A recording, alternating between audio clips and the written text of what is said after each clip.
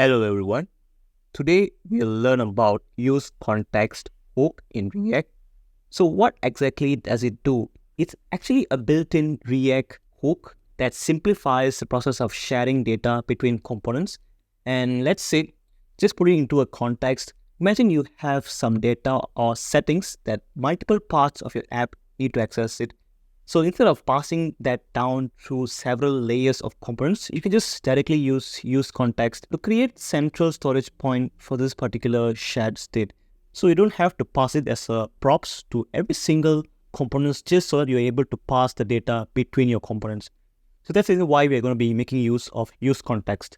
So first of all, as you can see right here, I'm just going to be showing you a simple implementation on how websites, they do use of useContext in order to add dark theme. So as you know, many websites, as you can see, you'll be able to click on a button that says dark theme to light theme. There'll be a button where that particular button can be clickable, and that will change the theme of the entire app. As you can see right here, when I click button, I'm just going to show you a simple example where I'm just going to make use of a simple background color that will change to black when we click on button. And of course, when we click on save button, it just goes to light theme. So this is a simple application. But as you can see right here, I've only used this particular use state of that particular button in the same component. So that's not how it works. So in a typical website, if you are able to click on this particular button, you are able to change the entire website's theme. So that's what I'll be teaching you guys. So that's the reason why we have to use context, so that we're able to pass down our data from one component to the entire component. So that's what we're going to be making use of. So let's actually make use of useContext. The first step is actually to create two more components in this particular project. So as you can see right here, I have only opened app.jsx. I'm going to be creating another file. It's going to be called homepage. And this particular homepage.jsx will be having a simple React component, functional component like this. And I would like to make use of this particular homepage to be added into our app.jsx. So all you have to do is just go to your app.jsx. And in this case, I'm just going to commenting this particular button. And instead of button, I'll be placing homepage here. I like to place the homepage component like this, and you'll be able to have this particular homepage to be imported from this particular React right here. So as you can see right here, I'm able to import homepage from this particular component right here. So next thing I like to do, I like to create another component that can be accessed from homepage now. So in that way, from that particular file, I'll be able to have the button. So in this case, instead of homepage right here, I like to create another new component. In this case, I like to create a new file called button.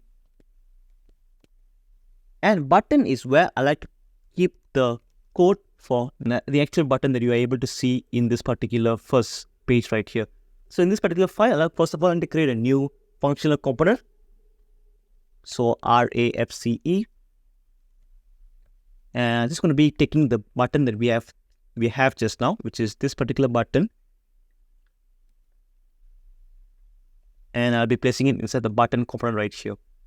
So we must be able to call this particular button into our home page. So in this case, I have to call another new component called button like this.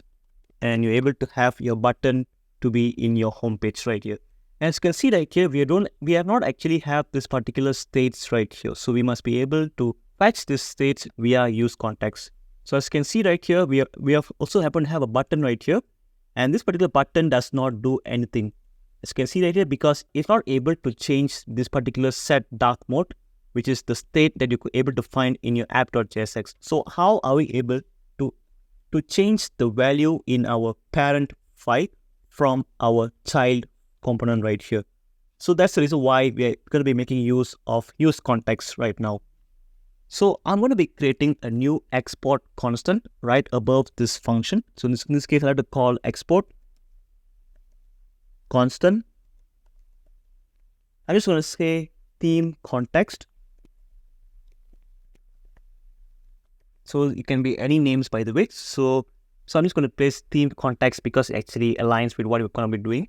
So in this case, I like to initialize a new create context. So in this case, just going to say create context.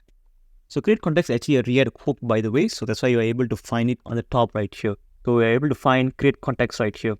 And the next step is we must make use of this particular theme context right here. So in this case, I have to copy this.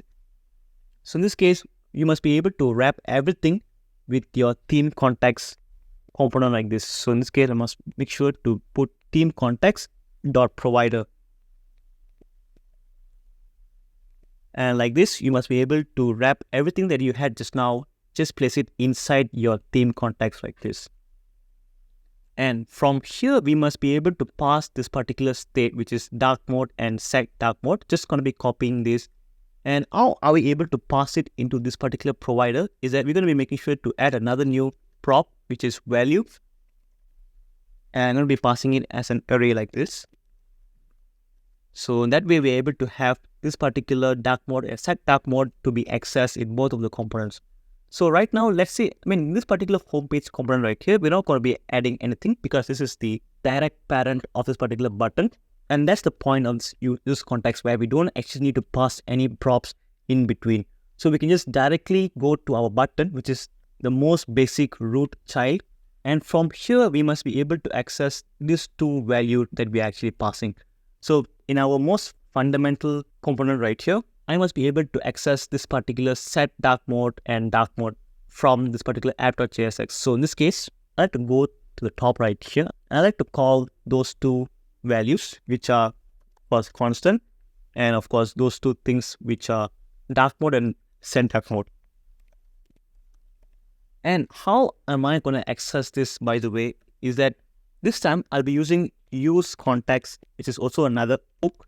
So basically, you're going to be making use of the context that we created. So the context that we created was called theme context. So in that way, we're able to access this particular theme context from our app.jsx.